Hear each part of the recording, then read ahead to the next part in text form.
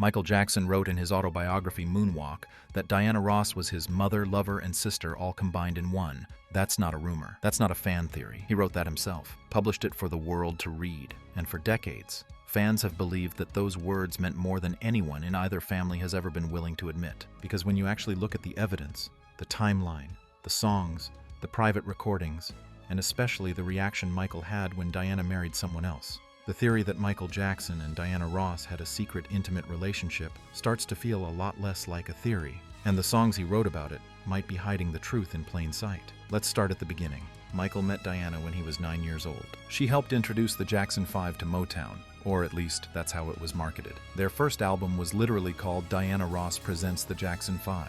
When the family moved to Los Angeles, Michael and his brothers lived with Diana in her Hollywood Hills home.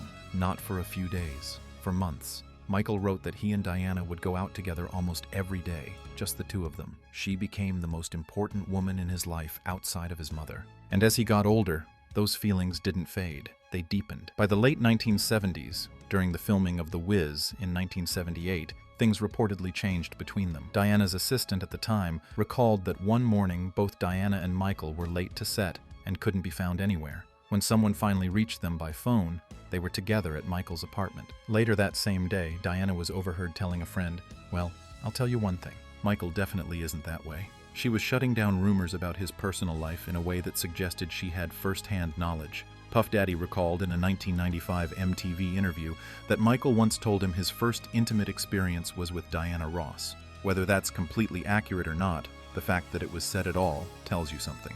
On secretly recorded phone calls with a woman named Glenda, tapes that have been authenticated and widely discussed, Michael opened up about Diana in a way he never did publicly. When Glenda asked him how long it took him to get over Diana, he said, "Years, a long time." He admitted he knew she was seeing other people, but that he loved her so much he didn't want to see it. He said she had fooled him. And Glenda pointed out that part of his attachment was because Diana had protected him from his father. She was the safe place he never had at home. Then, in the mid-1980s, Diana secretly married Norwegian businessman Arne Næss Jr. She didn't even tell Michael personally. He found out secondhand. His brother Jermaine later confirmed that Michael canceled his attendance at the public ceremony because he was heartbroken. He was jealous. He loved her and he always would. That heartbreak, according to fans, became music. And this is where the song theories come in. Dirty Diana dropped in 1988. Officially, Michael said it was about groupies, women who pursue famous men, but the title itself is impossible to ignore. He could have called the song anything. He chose Diana. Fans have pointed out that the song describes a seductive woman who pulls a man into a situation he can't escape, a woman with power over him. That description fits the dynamic Michael described in his own words about Ross. And here's a detail most people forget. When Michael performed Dirty Diana live in front of Diana Ross at a concert in the late 1980s, she stood up and started playfully walking toward the exit as a joke. The crowd went wild. She was in on it. Whether she was the inspiration or not, she clearly knew the conversation existed. Then there's Billie Jean. The official story is that it's about a fan who claimed Michael fathered her child, but the conspiracy theory that refuses to go away says the lyrics, "She called me to her room," and "The kid is not my son," are actually about his relationship with Diana. This theory ties directly into the rumors around Evan Ross. Evan was born on August 26, 1988. His official father is Arne Næss Jr., but fans have pointed out that Evan grew up extremely close to Michael. He called him a brother figure.